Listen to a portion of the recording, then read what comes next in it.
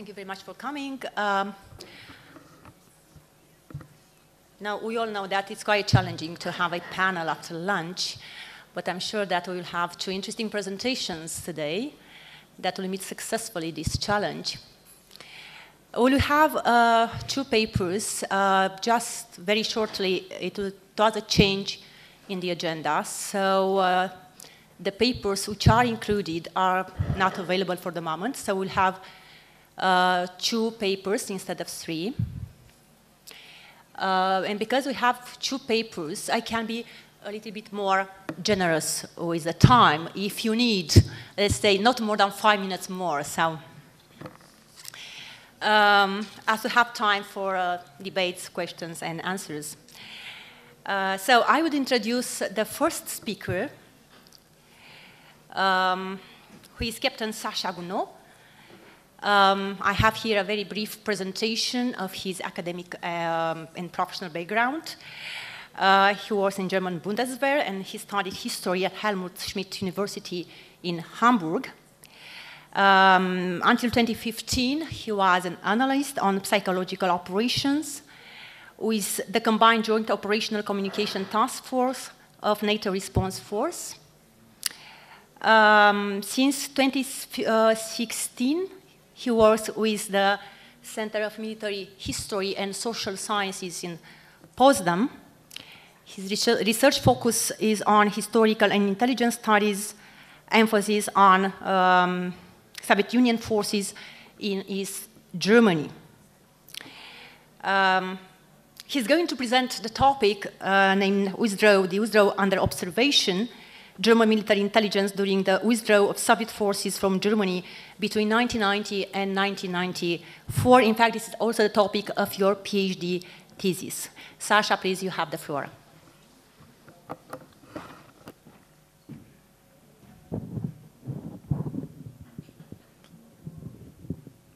So thank you, Carmen, for your friendly introduction. I'm glad to present you my PhD topic first time to an international audience, so I'm very thankful for this opportunity. And yeah, I want to start right now. As you see, this is my topic, the withdrawal under observation, transmission of German military intelligence during the withdrawal of Soviet forces from Germany from 1990 to 1994.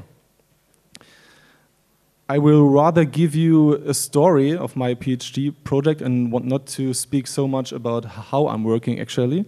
So that's why I offer you some short chapters. They are really short, I promise you. And so let's see what my story will be. Using the example of the complete withdrawal of Soviet forces from Germany in the early 1990s, I would like to compare military intelligence before and after German reunification. Furthermore, I want to speak for a wider understanding of military intelligence that may not only include the actions of intelligence services, but also the work of liaison elements.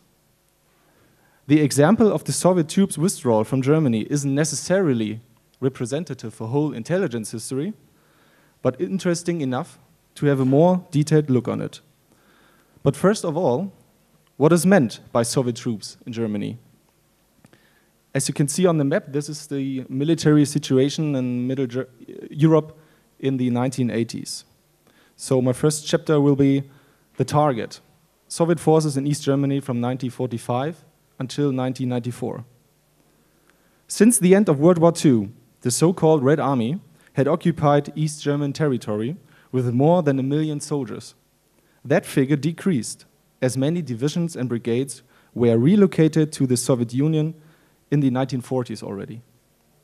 Over the decades, size and structure of the officially called group of Soviet forces in Germany had changed. However, it became the spearhead of the Warsaw Pact. Speaking of the 1980s, the group of Soviet forces in Germany contained of 5 armies of land forces and 1 army of Air Force, with more than 300,000 soldiers. Regarding land forces, almost 20 tank and motor rifle divisions were spread all over the German Democratic Republic, the GDR, plus many brigades and battalions like signal troops, artillery, or short-range missile units. The whole variety of modern Soviet military technology was deployed in a country of around 500 kilometers from the north to the south. So, in other words, the military density of the GDR was probably higher than in any other country during the Cold War. Not to forget the National People's Army, the East German forces, with a 120,000 personnel. Thus, the GDR was one of the most important playgrounds for the Western military intelligence community, and therefore the approaches of particular intelligence services and military reconnaissance were as comprehensive as possible. Chapter 2, Spotter and Spies, Military Intelligence in Germany during Cold War. The Federal Republic of Germany never had a single military intelligence service. This special domain has always been integrated in the structure of the Federal Intelligence Service, the Bundesnachrichtendienst, I will call it now the BND. In the mid-50s, the Bundeswehr was established and NATO had a clearly defined point of view concerning the structure of the future German military and its military intelligence. There should have never been neither a German general staff nor a single military intelligence service again, like in Nazi Germany before. Nevertheless, the USA wanted Germany to establish a military intelligence staff up to corps level. Above that level, everything should be integrated into NATO structures. As a result of that demand, a close cooperation between Bundeswehr and the BND was established. The BND, on the one hand, had expertise of Soviet military policy and even of tactical issues, whereas the Bundeswehr, on the other hand, was focused on tactical signal reconnaissance. Although there was both competition and redundancy between forces and intelligence, the system had worked quite well. Other important key players within the military intelligence community in Germany were the so-called Allied Military Liaison Missions, the MLMs, of the US, the British, and the French forces. Between 1946 and 1947, they were accredited by the Soviet headquarters in the GDR, whereas the Soviet MLMs were accredited in the West German occupational zones, so it was like vice versa. These missions were allowed to freely move through the enemy's territory, except for permanent restricted areas. In the case of the Western MLMs, it was the territory of the GDR to be observed by well-trained personnel, which went through special courses, learning German and Russian on a professional level, and was preparing for touring through East Germany. Officially, their task was to ensure communication between the Allies' headquarters, especially between the Western Allies and the Soviet headquarters. Unofficially, but even more important, they pursued military reconnaissance while touring through the GDR. Being in close contact to the military in East Germany, the Western MLMs were the almost perfect asset to assess the situation in the GDR. In addition, it was more than helpful that the accredited personnel of them were nearly entitled to diplomatic protection. However, one French and one US soldier lost their life because of the violent countermeasures of the East Germans and the Soviets against the Western MLMs. Yet, they were effective missions that supported the whole NATO community with essential intelligence on Soviet forces in the GDR. For the German BND, the circumstances for military reconnaissance in the GDR were more difficult. As they hadn't have any diplomatic protection like the MLMs, the BND had to conduct clandestine and covert actions in order to get information. The BND's opponent, the East German Secret Service, the Stasi, was quite successful in disturbing the BND's intelligence operations. This led to the BND depending heavily on its partner service like the DIA. Nonetheless, the BND's level of knowledge about Soviet troops was quite high, especially during the 1980s. If the Bundeswehr or the German government had had a question concerning Soviet military in the GDR, the BND probably would have had the answer, or would have known where to find it. Chapter 3, diplomatic success, German reunification and the legal basis for withdrawal in 1990. At the latest in November 1989, the things in Germany began to change dramatically. Within months, the long-lasting division of Germany was about to come to a happy end. For Helmut Kohl, the German Chancellor, one of the conditions for German reunification was to end military occupation of Germany as a whole. In summer 1990, Soviet leader Gorbachev agreed upon the complete withdrawal of the Soviet forces from Germany until the end of 1994, beginning in January 1991, so all within 4 years.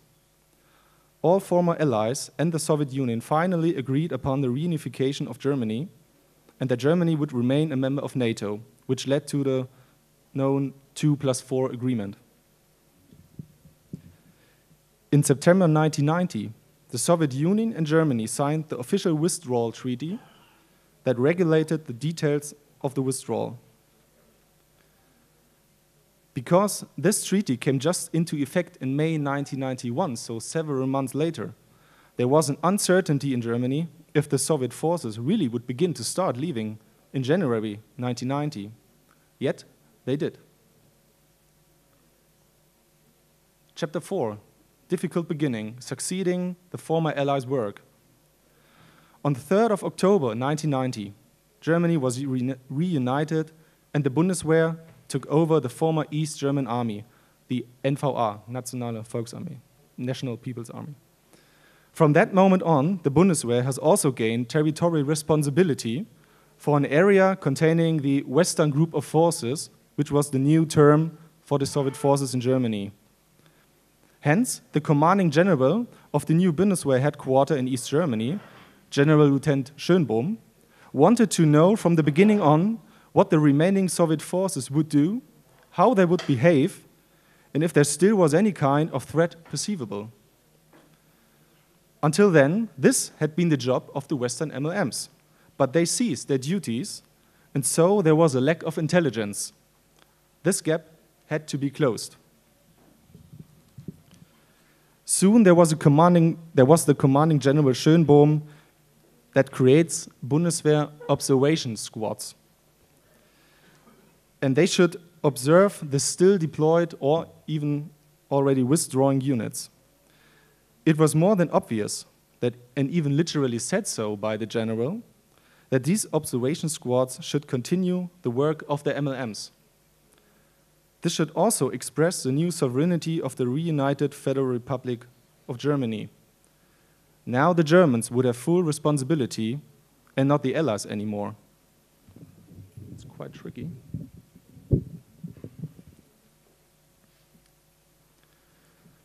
Due to the missing experience in coping with the Soviet army in Germany, it just lasted few days until the first German observation squad was shot, as they got too close to a Soviet nuclear storage.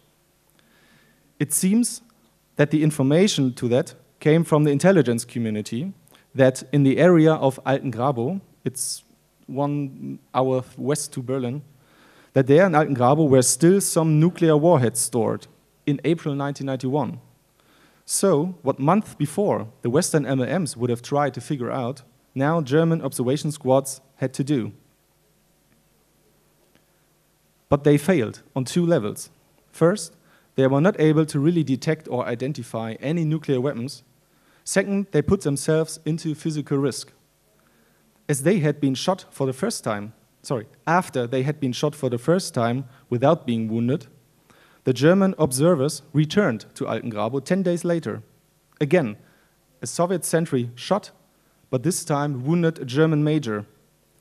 The bullet hits the major's arm, but fortunately he wasn't seriously wounded. Just hours later, the German Minister of Defense had to answer uncomfortable questions.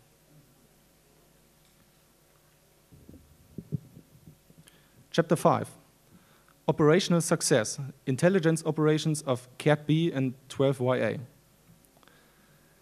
In reaction to the Altengrabo incident in April 1991, the Supreme Commander of Western Group of Forces denied that any nuclear weapons were stored in Germany yet. But he lied. it was the Soviet foreign minister, Besmertner, who admitted in June 1991, so just some month later, that there are actually some nuclear weapons left in Germany and that they would be withdrawn as soon as possible. At the latest, at this official testimony, this alerted the Western intelligence community. So it was clear that the last Soviet nuclear weapons would be withdrawn under conditions that couldn't have been better for Western intelligence service. In 1991, the German BND and the US Army in Europe, USAR, closed a memorandum of understanding on a bilateral intelligence cooperation, especially for the withdrawal of Soviet forces. The US unit was called Combined Analysis Detachment Berlin, CAT-B, and the German unit was called 12YA, which refers to certain structural elements of the BND.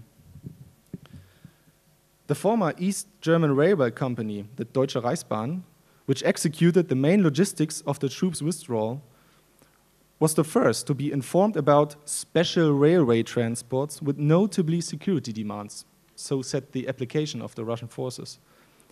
Using this wording, it was clear was what about to be transported: nuclear weapons. German and US intelligence started a special measurement intelligence operation in order to find out as much as possible about Soviet nuclear weapons. Together with the Deutsche Reichsbahn, CAT-B and 12YA knew which route the trains would use. Therefore, they installed special equipment along the railway trackbed that could read out some kind of data or radiation of the passing wagons and its nuclear load. The information output of this operation hasn't been published or verified yet, but it was most probably a successful operation. There are some hints that later some awards were distributed among US and German intelligence personnel by the USA. And later, participants of that operation approved that event. Besides that story, CAT-B and 12YA managed to collect military technology with outstanding success. Actually, this bilateral intelligence venture was planned as a collection operation. The Soviet Union began to break apart, and the situation for the Soviet soldiers in Germany became more uncertain. This atmosphere led to perfect conditions again for the German and US intelligence operation. Some Soviet soldiers neglected their loyalty and traded secret documents or whole weapon systems just for hi-fi systems or cars, or of course for a lot of money. Participants of that time even described this situation as bazaars. Exploiting the weakness of Soviet soldiers, CAT-B and the BND were also successful in recruiting human sources, human operations. The idea behind it, to recruit Soviet or later Russian sources of high intelligence value in Germany and to operate them later when they would be back in service in Russia. In the beginning, this human operation seemed to be successful. Never before the German BND had such an insight into Russian military. But already since 1995, the sources had been uncovered and the first Russian spy was convicted of military espionage in Moscow. In 1996, the meanwhile complete human operation led by the BND was terminated. Almost all human sources of the BND in the Russian military have been burned. The game was over. It is still unclear if there was a mole in the BND or if it was just good counter-espionage of the Russian intelligence service FSB that led to this dramatic mission failure. Another reason for that intelligence disaster was that the BND had no appropriate personnel for this challenging human operation. Some of them even could not speak a word of Russian. The last chapter, chapter 6, Transmission of Military Intelligence, Espionage versus Liaison, 1990 to 1994. The conditions of the 1990s were not comparable to the times of the Cold War, when Western intelligence services had to cope with the heavily secured East German border and the Berlin Wall, and of course with totally different political circumstances. During the withdrawal from 1991 to 1994, it was easier for the intelligence services to come into close contact to Soviet and later Russian forces. But most of the information was even gathered by the Bundeswehr. They had a special liaison commando that was especially founded for the withdrawal and which had no intelligence background at all. Their information was transferred to Cat B and the BND, which they use for their special purposes. So this is a very good example of an effective transfer of knowledge. In the 1990s, the intelligence services of, of the NATO community lost one of their main targets, the Soviet Union and its military threat. They looked for new fields of activities like terrorism or proliferation. Still having some 20 Soviet divisions in Germany to be withdrawn didn't really seem to fit into the ongoing intelligence transmission. Military intelligence partially lost its importance or changed its focus on other regions like the Middle East or the Balkans. But the withdrawal of the Western group of forces succeeded. And until its end, the observation was very intensive and effective. At any time, the Germans were able to give detailed figures of that huge logistical operation, probably one of the biggest in modern military history.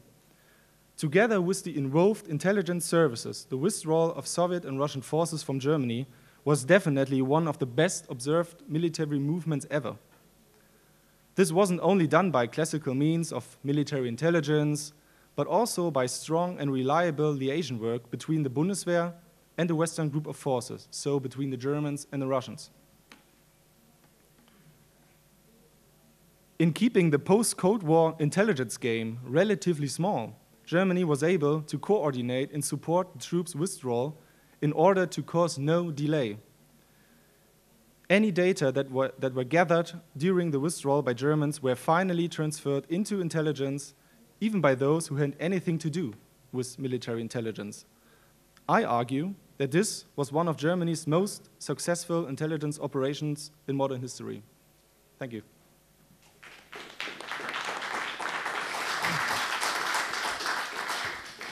Thank you very much, Sasha. It's obvious it's a very generous research topic, and I'm sure that at the end of the panel we'll have, or after the presentations, we'll have interesting debates. But now I would propose to listen the next paper and to take questions at the end of the, or after the presentations. So now I would like to introduce a young PhD student from China, is Miss Liu Qing. I do not have more details, so if you'd be kind, before starting your presentation, to introduce yourself a little bit, just a few, if it's okay, if it's not possible. Yes, you can introduce yourself. Just a moment. So Miss Liu Qing will present the paper called The Historical Significance of the Backstage Battlefields in the Chinese War of Resistance Against the Japanese. Yeah. So just a few brief presentation, yes, and then you can start your proper Can I start paper presentation. Yes, please. Oh, okay, now I will introduce myself first. It's a new challenge for me to introduce myself in English, but I will try my best. My name is Liu Qing from China, and I'm a PhD candidate of the Academy of Military Science, PLA, and I am majored in the history of the PLA. Now I will start my presentation. Thank you, everyone.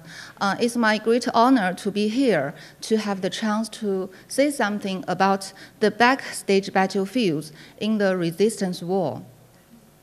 The Chinese War of Resistance against Japanese aggression is a great turning point in the Chinese modern history. It is the first total victory of the Chinese people against foreign aggression. And this war also laid a solid foundation of the establishment of a new China. But at the beginning of the war, there was a big gap between Japan and China in the national strength. The Japanese army had a huge advantage both in the quality and quantity. For example, for China, the production capacity of some important weapons, such as aircraft and large caliber gun, were zero.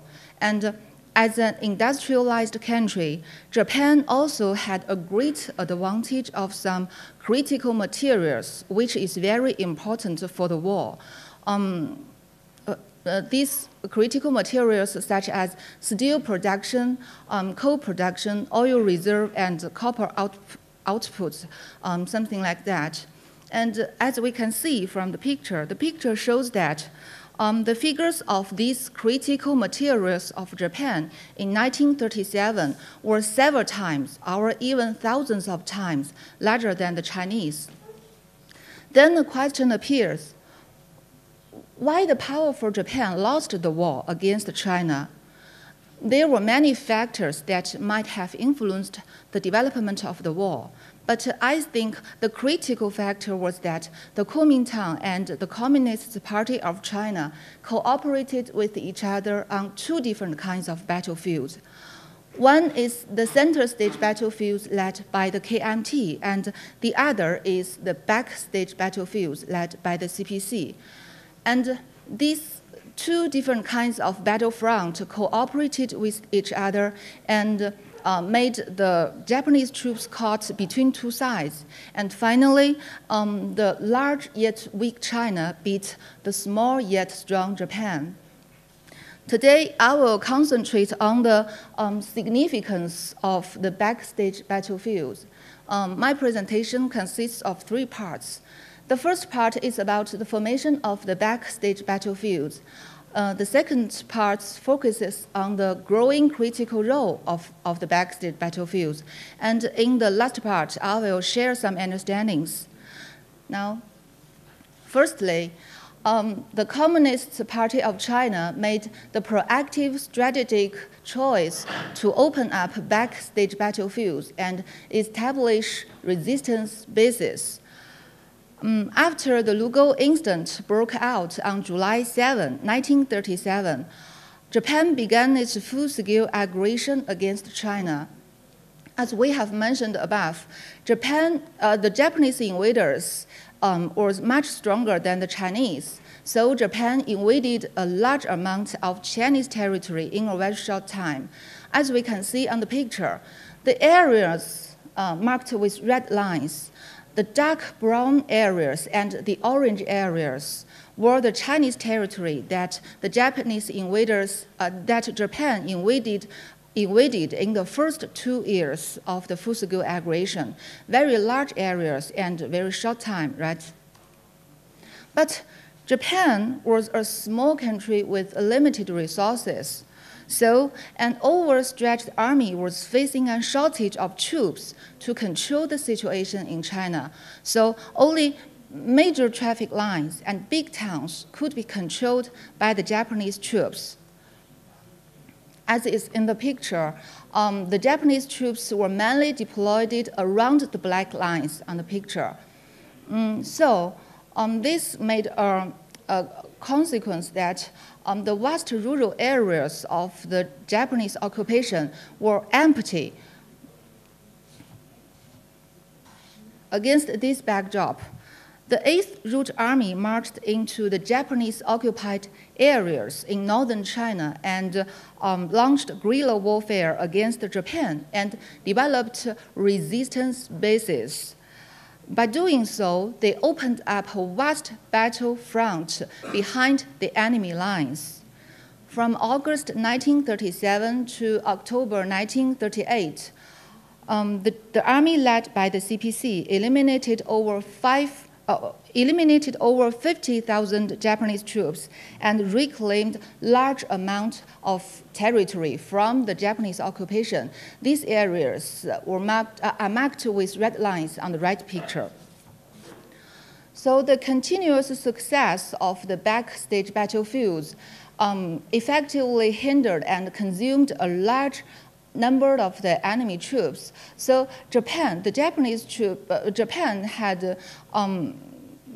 could hardly deploy its troops to the center stage battlefield, and by doing so, the two kinds of battlefields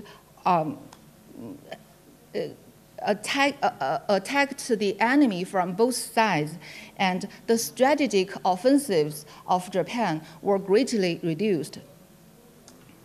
Secondly, the backstage battlefields gradually became the main battleground and played a growing critical role in the victory of the resistance war. Due to the tenacious resistance of the Japanese people, Japan had to adjust its strategy from waging a quick war to a protracted war. So, as a result, the Japanese army gradually turned its main forces towards the resistance in its occupied areas. This meant that the backstage battlefields had to fight the back of the enemy. Now, please look at the slide. The dark blue bars are the total Japanese troops that invaded China, and the light blue bars are the Japanese troops that were deployed to the backstage battlefields. We can see clearly that from 1939 to 1945, the backstage battlefields had been fighting against most of the Japanese troops, especially in the year 1941, that is the third line. Up to 75% of the Japanese troops were deployed to consolidate the Japanese occupied areas. In fact, 1941 and 1942 were the worst time for the people in the backstage battlefields. Continuous warfare gave a hard hit to the CPC-led forces, and by the year 1942, the number of soldiers in the backstage battlefields had fallen from 500,000 to a little over 400,000, and the resistance bases had shrunk too, from covering a total population of 100 million to less than 50 million. In adapting to such a grave situation, the Communist Party of China mobilized the masses of the people and carried out all kinds of guerrilla warfare, such as the mainland warfare, tunnel warfare, sparrow warfare, and so on. And finally, since 1943, the backstage battlefields entered a new phase of recovery and redevelopment. And in the year 1944, the Japanese troops in the Pacific Theater and China's theater were in a more passive position. The CPC led its forces, seized the opportunity, and launched offensives in the North, South, and Central China areas. And finally, the Japanese troops were compressed into large and medium-sized cities. After entering into the year 1945, the Japanese army were on the brink of collapse. Now let's look at some figures of the resistance war, both for Japan and the Communist Party of China. In the 8 years of nationwide war, the CPC led its forces engaged the enemy over 125,000 times. Taking 610,000 casualties of their own, they eliminated over 527,000 Japanese troops, reclaimed around 1 million square kilometers of the Japanese occupied areas, and liberated about 100 million people. By the time the war had ended, the People's Armed Forces had expanded to 1.3 million people, and in addition, 19 resistance base areas were established. The growth of the People's Armed Forces and the consolidation of the resistance bases laid a solid military foundation for the establishment of a new China. Now, let's go to the last part. Looking back at the development of the backstage battlefields, I have the following understandings to share. First, the Kuomintang and the Communist Party of China made their respective contributions to the victory of the resistance war. As we can see on the picture, the yellow areas were controlled by the KMT government. The pink areas were the resistance bases created and led by the CPC, and the green areas were of Japanese occupation. As the ruling party at that time, at the beginning of the nationwide war, the Kuomintang led the center stage battlefields, fight against most of the Japanese invaders.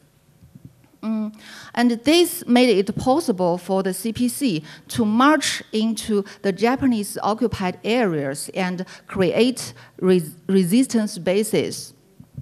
This is the characteristic of the Chinese resistance war. And when the resistance war entered a new stage of strategic stalemate, the backstage battlefields contained more and more Japanese troops and became the main battlefront of the war. The two parties led their own battlefront, coordinating with each other to attack the enemy from both sides. This special form of war dragged Japan into the protracted war, and is the characteristic of the Chinese resistance war. Second, instead of auxiliary means, the guerrilla warfare in the backstage battlefields were elevated to a strategic position. This kind of guerrilla warfare, with a complete set of programs, principles, and policies, greatly helped the CPC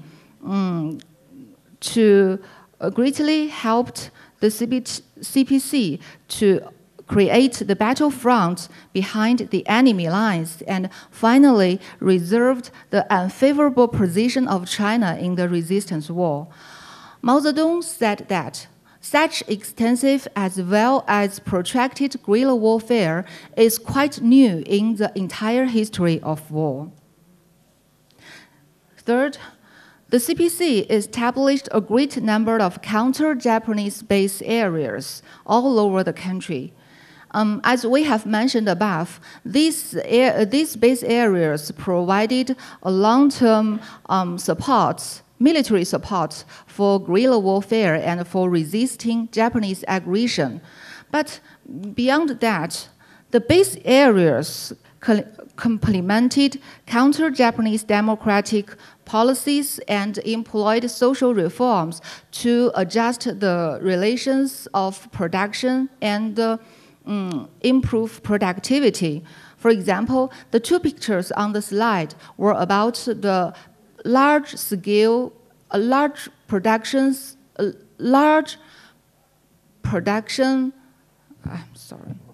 large-scale production campaign in the counter-Japanese areas. By doing so, they promoted political, economic, and cultural development in the base areas, greatly inspired the enthusiasm among the people, and provided the experience of democratic construction. And this laid a solid political foundation for the new China.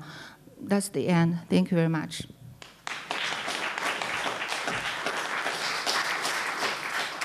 Thank you very much, Ms. Lu King. I will kindly ask you to take a seat. I have just been announced that we'll have a third presentation. So until the third speaker will join us, I would suggest to take some questions for our first two speakers, and then we will listen to the third presentation. So please, if you have questions to address, please do it. Please, Rainer.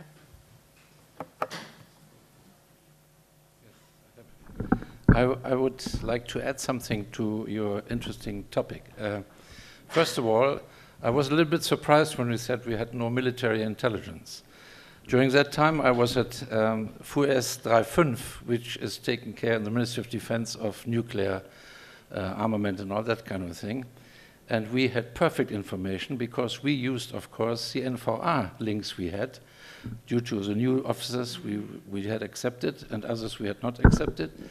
So I would say in general, we always knew where the nuclear weapons were and on which state of the transport they were. Also, we had a close link with General Furch, who could help out sometimes because he had his own, let's say, small intelligence group, and that was all military people. Also, I must explain to you, we were not really bothered by the staff they took out. We were much more bothered by the staff they left. And that was really a big problem for us. It was not only ammunition. I'll give you just one example, not to make it not too long. In the Russian Air Force, the success of a year was counted by the amount of fuel you had used during the year.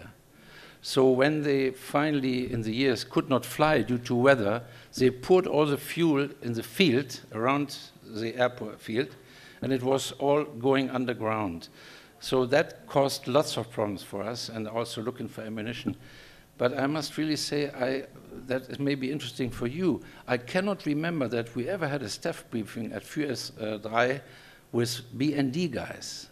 It was always, you know, military intelligence, FUS 2, and people directly from the headquarters after we had established it in Potsdam. So I think there is more information, but of course I know that it is very difficult for you to get access to it, and to tell you the truth, I'm not thinking we will get access to it the next 30 years. So thank you for your comments. You see, it's always challenging if there's a participant of that time sitting in the audience, but anyway. Just to make it more clear, I said that there never had been a single military intelligence service in Germany, because the BND does everything, you know. Yeah, at least I think. So they have several issues to work on. And one big issue always has been military intelligence. But as in other states like the USA, which probably has several military intelligence institutions, the situation in Germany really is different. And even in the GDR in East Germany, they had one single. So I think it's quite important to analyze the whole structure of military intelligence to know that always it has been integrated in the BND and, of course, in the Ministry of Defense, which was FUS 2, so the intelligence part within the ministry. And, of course, there always has been a lot of exchange and meetings, although suddenly you didn't join that meeting, I don't know. But of course there was exchange, but of course not to each part maybe of the ministry. And so this is very important to analyze the history of German military. And of course there are some information I probably won't have any access to, especially if it is of operational details. But to say all the documents of the military analyzers of the BND until 1992 have been published in the archive in Koblenz, so everyone is welcome to look what the BND knew. Thank you. The question, Schneider, please. William.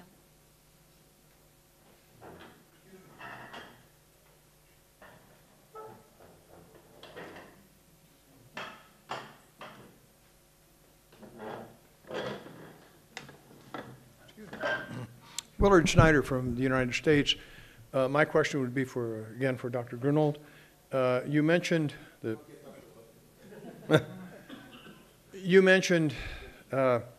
Stasi and Schmeling, and my question is, how efficient do you think Markus Wolf and his Stasi organization were in penetrating the intelligence things of value or of interest in West Germany? Thank you. Thank you. They were quite successful, as they had a spy within the analysis branch of the BND, I think since 1978 or 1979. And was a lady. She had access to all the analyzers products, so the yearly reports or the monthly reports. And of course, this whole material went to Mr. Wolf or whoever wanted to read it in the Stasi. So at the latest, since the 1970s, I think they had quite a good knowledge of what was going on within the BND. And I think they knew what the Western services knew. So I think some are saying the BND was like an open book. I'm not sure if that is really the reality, but I think there were several penetrations of spies within the West German services.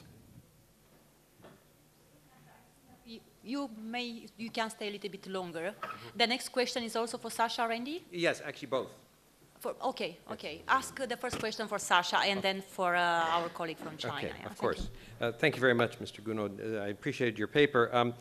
What sort of information did the BND or the other agencies that you related get from the former NVA? And in terms of, did they know much about the Soviet forces in Germany? Were they able to tell them where to look and what to look for? Yeah. A participant of the BND just told me that just after the fall of the Berlin Wall, there was like a queue in front of the entrance of the BND. But that were mostly personnel of the Stasi, because they wanted to, I don't know, earn some money or something, or to just rescue themselves. So there was a lot of knowledge transfer from former Stasi personnel to the BND, and of course also from former NVA or East German personnel. But this was also done by the Bundeswehr, so there was an exchange between the German soldiers, between themselves. And as you may know, the East German soldiers didn't know everything, so even they didn't know where the nuclear weapons were stored. It was just knowledge of the Soviet forces. But of course, there was some kind of exchange. And of course, after that, the whole Western community get access to Soviet technology.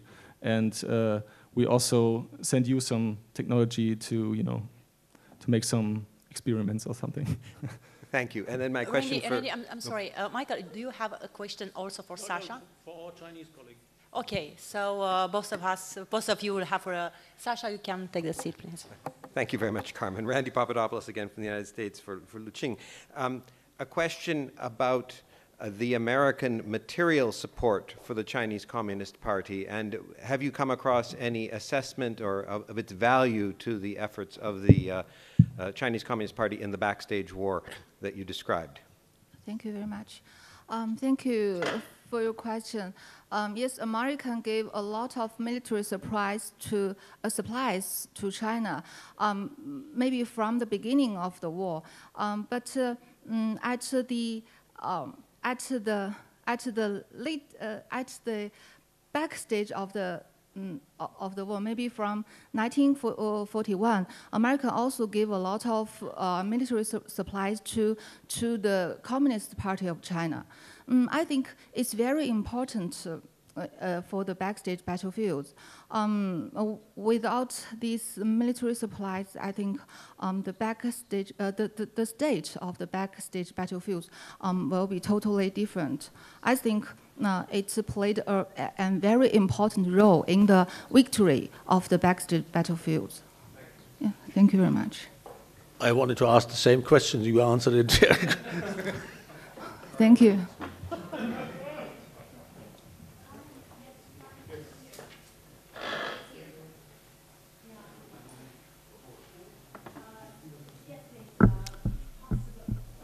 Possible brief questions, brief answers, because we'll have a third presentation and we have to be on time. Yes, please, brief. Each question, each presentation, each answer. Thank you. Edward Merolder from the United States.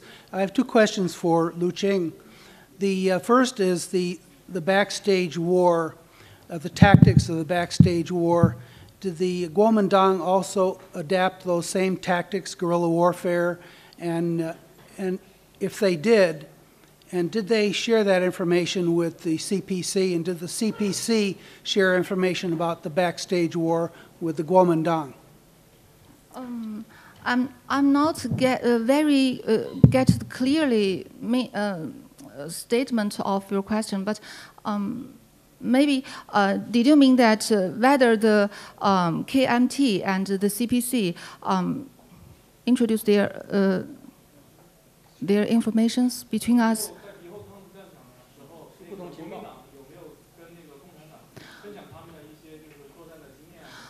Yes, I think of course the Chinese resistance of war of Japanese aggression is a whole. In fact, although in my presentation I mentioned two kinds of battlefronts, but in fact for China it is a whole. It is a whole. So the center stage battlefields led by the KMT and the backstage battlefields led by the CPC must make some information transformations. That's. Thank you. Thank you very much.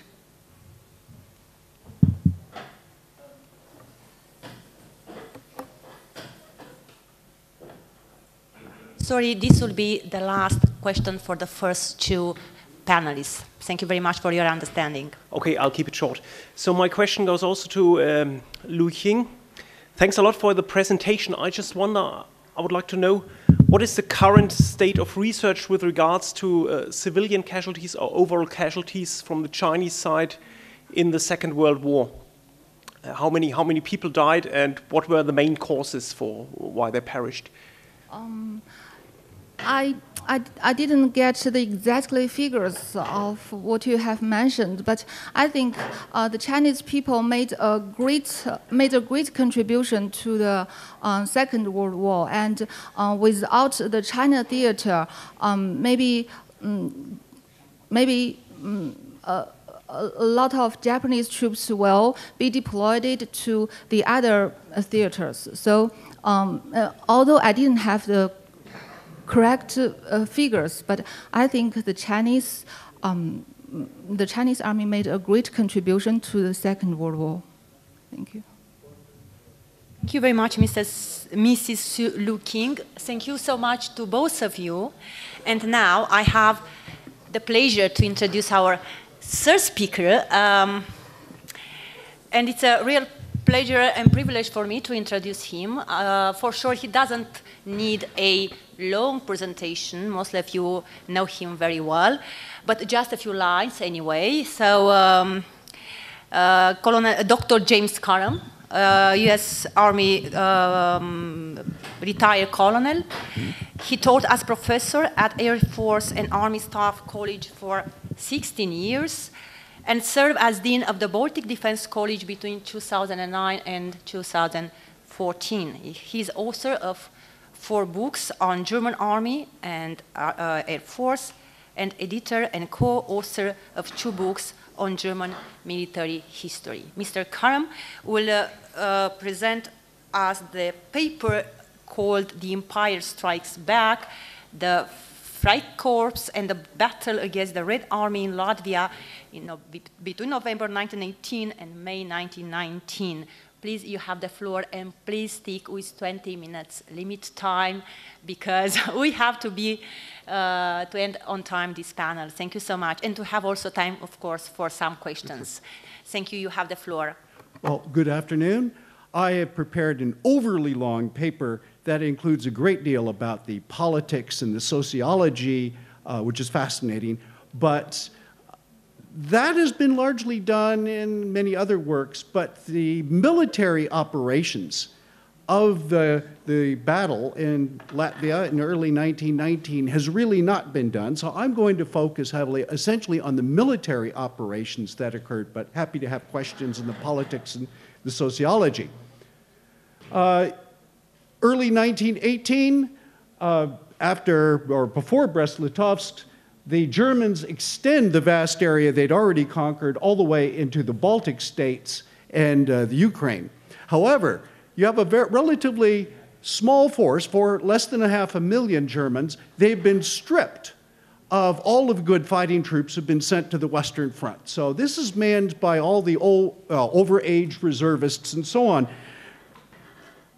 The Germans, this is my old neighborhood in Tartu, 1918, in the summer, the Germans brought their wives out. They were expecting to stay and in the Baltics as a permanent presence of some kind, and they're very comfortable. But then comes the collapse of the German army. Important point I want to mention is the port of Liepāja on Kurland on the western coast, right near East Prussia. They captured this in 1915, and they turned it into their big logistics base on the northwestern front. And they developed the rail lines, they developed the port, which is already a Russian naval base. And this is key to the whole operations because everything will be based out of this very developed infrastructure. Now the Germans collapse, 1918, revolution at home. The revolutionaries are a relatively small group, but the army, when it comes home, simply wants to go home. They will not obey orders, they will not fight the revolutionaries, so the Germans are in a quandary. The same occurs on the Eastern Front. The army simply wants to go home. By the by the Armistice Agreement, the Germans are told by the Allies they must withdraw from the Eastern Front, but only when the Allies tell them to. In the meantime, they are to fight the Bolsheviks, and they are to maintain order in the East. Now, the problem for the German army is that as they all want to go home, and especially the forces in the East, who all have jobs and families waiting for them. So here is Max Hoffmann. The Allies are quite angry with the Germans because the Germans are evacuating as fast as he can arrange it, and it's a very messy, difficult operation. And they're demanding that the Germans fight. And in fact, he's telling them the Germans now have soldiers' councils and who cooperate with the army, but they cooperate for one thing, to stay organized so they can get home. In the meantime, the Germans are retreating on every place in Eastern Europe. At home, you have a new government run by majority socialists. This government, and of course Gustav Noska is the new war minister, and Noska has discovered a means to stop the order of the ultra-left in northern Germany. He's sent to handle the naval, massive, we're talking tens of thousands of soldiers and sailors in Kiel, and he organizes a volunteer force out of naval officers, petty officers, cadets to keep order. Now this works. All through Germany, the only troops that the government can rely on are volunteers, and this is where we get the Freikorps. And of course, by the summer, you will have 400,000 volunteer forces, virtually all veterans from the war serving in the Freikorps. They sign short-term enlistment contracts, they have very good benefits, they get 5 marks a day extra money, which is what Germans got for flight pay in World War I. This is really good money, but they are the only reliable forces the government has. Now, back in Latvia, they're forming new republics, Latvia and Estonia. The president of Latvia, the first president, is Karlis Ulmanis. He is studied agronomy, agriculture in Leipzig. He's a very active Latvian nationalist. In 1905, he will be arrested and imprisoned by the Russians for a year for his revolutionary activities. He's let out of jail. He emigrates to America, where he becomes a professor of agriculture at the University of Nebraska. 1913, there's a general amnesty in Russia. He returns and he organizes the Latvian Farmers' Party. In November 11th, 1918, the Latvians declare independence, and the Latvian National Council selects him as the first president. He has a particular problem because Riga, which is a major industrial city, is heavily Bolshevized. The urban proletariat has long been radicalized, and this local workers' Soviet is Bolshevik. Now, he forms an all-party government, excluding the Bolsheviks and representing the majority of Latvians. They organize Latvian troops, but the Red Army is invading. The Latvian troops that he has organized mutiny, and they refuse to fight against the Bolsheviks. So he will ask the British, who are now have come into the Baltic with a large naval squadron, to actually bring naval gunfire on the mutinying Latvian soldiers who've been raised in Riga. In any case, with nobody to defend Latvia and no organized Latvian force, he will authorize the Baltic Germans to raise armed forces, and he asks the Germans, a very important character, German Commissioner Winnig, who's a social democrat politician and union leader, who's the commissioner of the German government to the Baltics. And he asks the Germans in late December 1918 for military intervention to support his government. And the Germans, of course, agree. Now here, the Red Army. And you can see in their advance, they will send an army into Latvia of about 45,000 men. And of course, they have a lot of support, at least in the industrial centers. And the Baltic countries, Latvia and Estonia, are fairly well industrialized. And they have large urban industrial work, large number of industrial workers who are in fact supporters of the Bolsheviks. And so you have this dilemma. None of the German army troops in the 8th Army will fight. They retreat right through Latvia, and the Red Army, 45,000 men, will advance a discrete 10 kilometers a day behind the Germans. Now, the character second row, from the left, is Petrus Stuka, his close associate of Lenin, a Latvian, and by the way, the Latvians were very well represented in the Bolshevik Revolution. And he is selected to be the head of the new communist government in Latvia. Now, the Red Army is badly equipped, poorly trained, but they have survived the first year of the revolution. And they have 800,000 men. They're not, again, they have almost no logistics, but they have numbers. And of course, in the Baltic, there are no numbers until they can rapidly form armies. And a Red Army armored train. By the way, armored trains are very, very important in this campaign because this is your heavy gun support that you need, and it's mobile. Now, the Latvian rifles were an elite part of the old Russian army, raised first in 1915. These were the best combat troops on the Northwestern Front. This was their counterattack force, their breakthrough force, all Latvian nationals and officered by Latvians.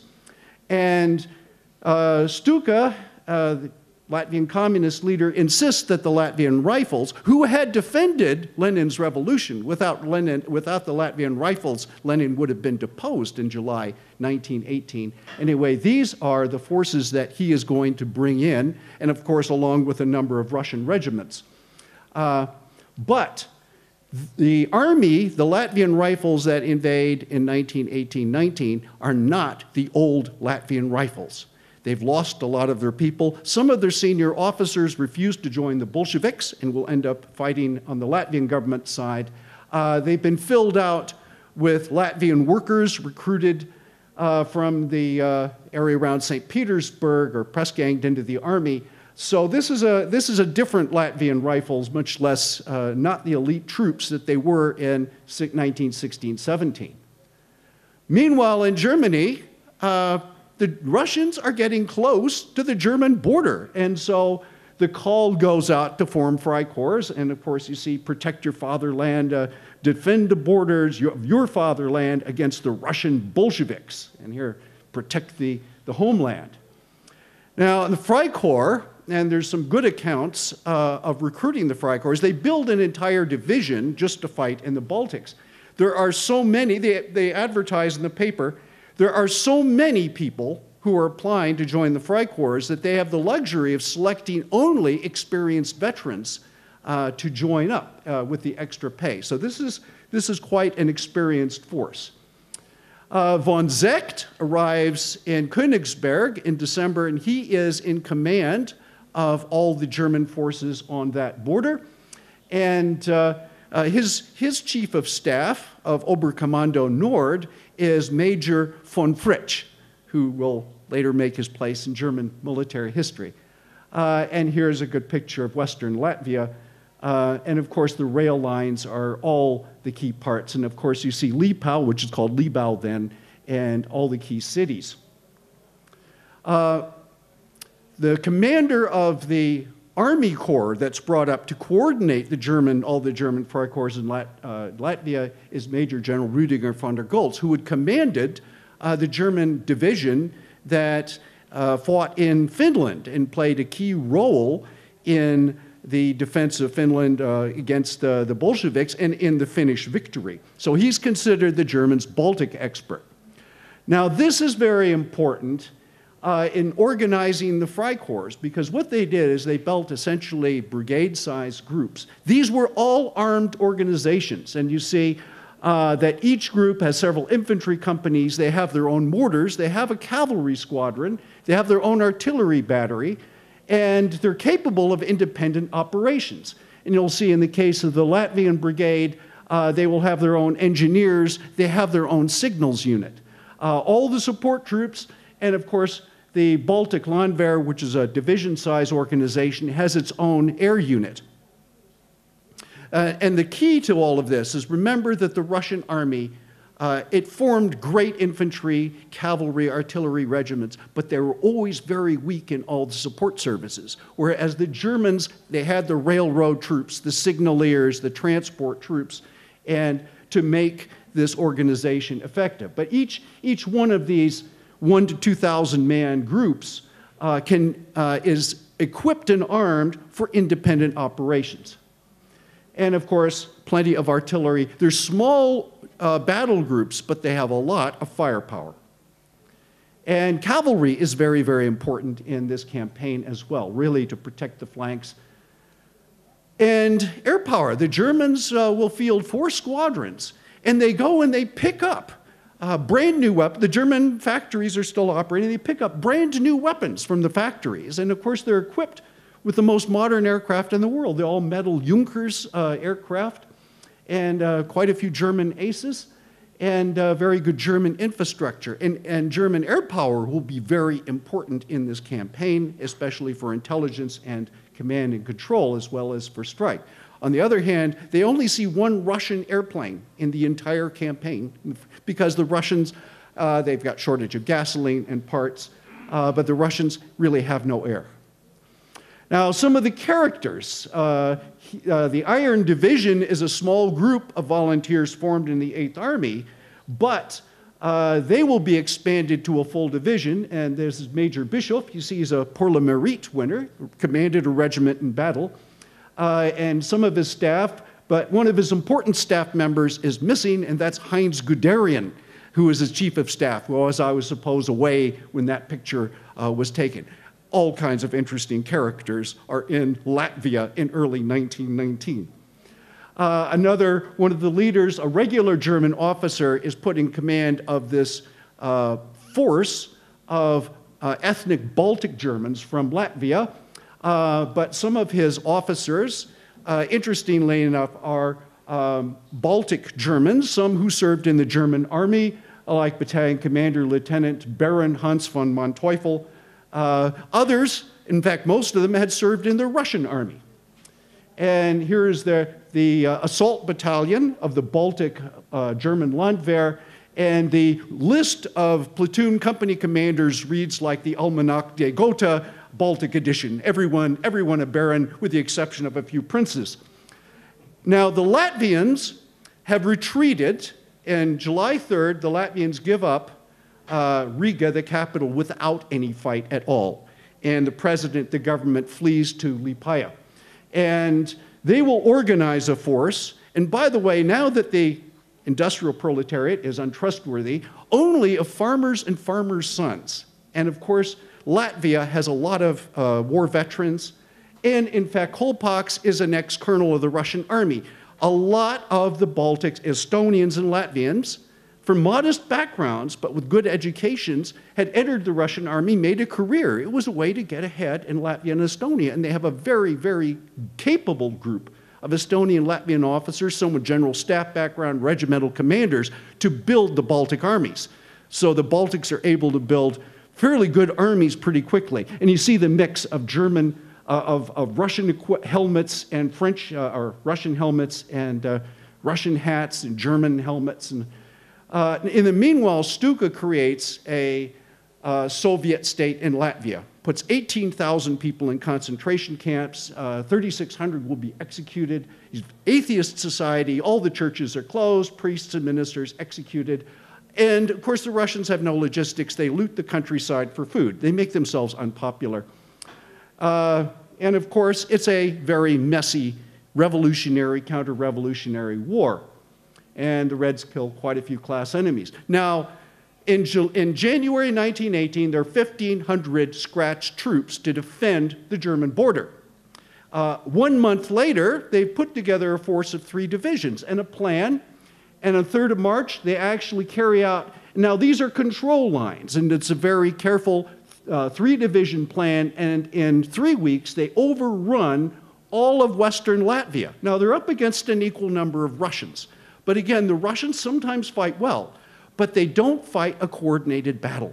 They don't support each other, whereas the Germans put a huge amount of effort into laying telephone lines, radios, cables, and so on, using cavalry and airplanes to command and control. The Germans, the Allies, do not want the Germans, who are now at the gates of Riga, to take the city, because this puts the Germans in control in Latvia. The Germans and the Allies will actually pause for several weeks while they dispute this. The Baltic Germans will overthrow the Ulmanis government, he flees to the British, and so on. It's a long story. But essentially, the Germans are told not to advance into Riga. However, the Germans come up with a plan. They'll use the Landwehr, the Baltic Germans and the Latvians, because they're officially part of the Latvian army, but they're under German command. Now here's the plan, it's a very, very good plan to advance into Riga on the 22nd of May. Now, west of Riga, you have a lot of swamp, and there's a northern route of advance, which the Latvian brigade took, and down the middle, you have the Baltic Germans, and in the south, you have the Iron Brigade. So 3 columns moving in, very, very good planning for this. There were 2 Russian brigades defending the sector. Now, these are the same brigades that they've been beating up ever since February, and their morale is low. The Germans attack on the 22nd with coordinated artillery, suppressing the Russians. It's a very effective attack. In 1 day, they will advance the 12 miles in each front, and by evening, and it's pretty late in the evening in 22nd of May in Riga, they will actually advance into the city, free the prisoners. It's one of the German operational maps and shows the detail of German intelligence. Now, interesting, the Freikorps have a reputation for the White Terror. This is 3 days after the Germans take Riga, and the American commission is there, and some American officers heard that the Germans were going to execute a number of Bolshevik soldiers, and they had a film cameraman with there. They asked to take motion picture films, and with a bribe of some cigarettes, the Germans not only allowed the Americans to come and witness the executions, but they moved up the schedule so they'd have better lighting for the film camera. The film has been lost, but we have stills from this, so we can actually, it's the first time in history that an execution was actually filmed. And we see the Germans very efficiently, as the American captain said, shooting the Russians, but in their stocking feet, because good boots were hard to come by in Latvia in 1919. Sorry, James, so 2 minutes. 2 minutes so left. Anyway, please. A few observations at the end. 1 minute. The Germans, creating volunteer forces is the only solution. The tactics and organization were very, very interesting for 1919 and showed a very different face of warfare from the Western Front. The White Terror, now the Freikorps get accused of being pretty terrible and pre-Nazis, but in Estonia and Finland, their armies did exactly the same thing. And then, of course, you have the Black and Tans in Ireland. In other words, the Freikorps, actually having trials, behaved like every other counter-revolutionary force. And finally, why the title, well, this isn't the empire, this is a social democratic government, but it behaved just as the German Empire would have. Thank you.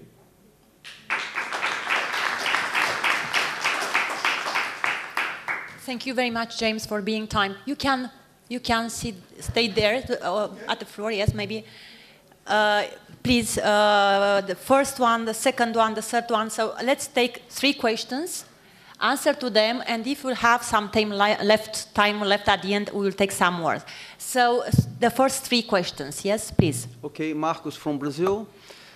When we study the Russian-Polish War, it's like that it was without any relation with the war of Latvia against the Red Army. So I would like to know if you see relation between these 2 wars and if the success of Poland had any relation with the success of the Freikorps and the Latvian government against the Red Army? Well, by the end of this battle destroyed the Russian. Sorry, I'm sorry. I said that we will take 3 questions, okay. Yes, and then to answer to all of them. Yes, I mean up to Peter. Alon, just a moment, please. Yes, I have got some comments on your paper.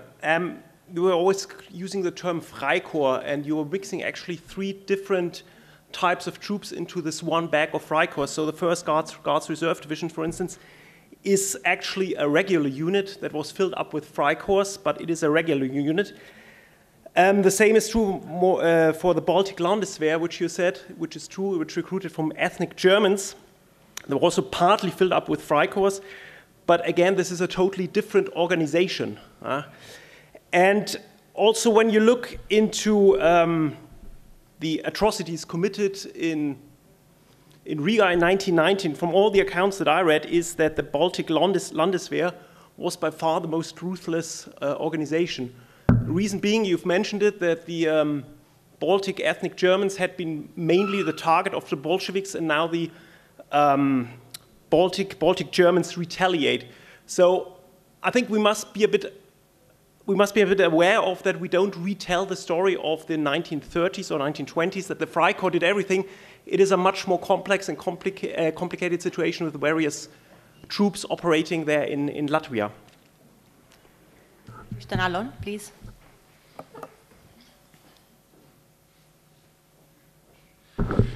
First of all, thank you for a fascinating paper. When you said about the lack of coordination of the Russian forces, I was thinking about 1914, some son of Rennenkampf, so they haven't learned much. But have the German troops learned from 1918? So tactically speaking, do you see in the tactics of the Freikorps actually a continuation of the Sturmtruppen, the 1918 of Mikhail offensive, and especially the new aircraft, etc.? So is it a later tactical stage, just continuing the First World War, or is it more traditional tactics? Thank you. Okay, I'll ask the last question first. They're using on the ground very much stormtroop tactics. But you're fighting over a very broad area, and each command has an independent operations. You have no continuous fronts. So what this is are a lot of the techniques, because flying contact patrols, flying the air overhead to locate the enemy and attack him, but also to report on his movements is very key. So this has simply taken the 1918 tactics, but change them considerably, because here you're over a very broad area and they're operating these relatively independent columns to support each other. They're using cavalry on the flanks to make sure that no gaps appear. This is not a stormtroop tactic, but you have these adaptations from 1918, and it's starting to look very much like a mobile war. And of course, they're using armored trains as quick reinforcement and heavy gunfire support. So there are all kinds of tactical elements that have evolved here, but the Western Front tactics that they've evolved are very, very effective. But it's over a big area. And the stormtroop tactics are really over a relatively small area, and they've just they've changed the tactics. The first question on Freikorps organization and is interesting, because some of the Freikorps were built exactly like this so they could fight not only internal enemies but external enemies. Each of these brigade-sized groups, battle groups, were all arms organizations with their own support and so on. There were many Freikorps that were smaller, and it's a very disparate group of organizations. This is true. It's a very messy. But the emphasis is that they're volunteers, and of course, in the Baltics, they will do that. As far as the Polish War, well, the Battle of Riga breaks the Russian army in Latvia. They're pushed way to the east. They will conclude peace with the Latvians the beginning of 1920. They're not in the picture in the Polish War. And in the meantime, the Red Army, which continues to evolve, will build up into the force. But they lose their battles in 1919 in Estonia and Latvia, partly because the locals are able to put together very, very good little armies out of their war veterans and out of all these veterans, officers from the old Russian army. And with British equipment, they do well. So I'm sure the Red Army learns a lot, but the army that goes into Poland still suffers from poor command and control, very poor support services, the ancient weakness of the old Russian army. And it's even though this is a huge army, it doesn't have all those logisticians. And by the way, I've been an army logistician, and I know that all the combat guys laugh at us and so on. But you know, you have an army, doesn't have all those ordnance and transport guys, and best infantrymen in the world don't work well if you don't have good signals on that. Now, the question of the Red Terror and White Terror, the Red Terror was very real. And followed, of course, by the White Terror. This was actually quite legalized. The Germans actually had trials. They actually had a legal justification for rounding up the Bolsheviks and shooting them. The Estonians, very interesting, every Estonian army unit had the right to set up military trials. In the city where I lived, in Tartu, there were records summer of 1919, after they retook the city from the Reds, if a local expressed pro-Bolshevik viewpoint, in a short time, he would be brought before 3 lieutenants, given a 15-minute trial, and sentenced to death immediately. Very large number of people shot by the Estonians. And of course, the #1 country for ruthless application of the white military and justified under military orders and military trials were the Finns. And the Finns, 8,000 Bolsheviks executed by the Finnish army. And of course, I mentioned the Black and Tans. So when, in the post-war period, 20 years after World War II, there were all these historians who were looking, especially the Freikorps in the Baltic, saying, well, these are the precursors of the Nazis, and there's something particularly German about their ruthlessness. Well, this was a counter-revolutionary force. Every counter-revolutionary force, without exception, that I can find in 1919 behaved in exactly the same way. And so that's just a side point, because that is as how wars, there was nothing unusual about that aspect of the Latvian War, and in point that they had no problem with letting Americans come and watch them carry out the results of their quick courts-martials. But the Landwehr was ruthless, but the Latvians, Estonians, regular military were also pretty ruthless about getting rid of Bolsheviks in 1919 as well. I think, does that answer the 3 questions? I hope so. Thank you very much, James. I'm afraid that if you have some other questions, we'll have time over the break to discuss with our speaker. But it seems that we have to end our panel. Thank you so much to all of our 3 speakers of today. I think that they deserve applauses.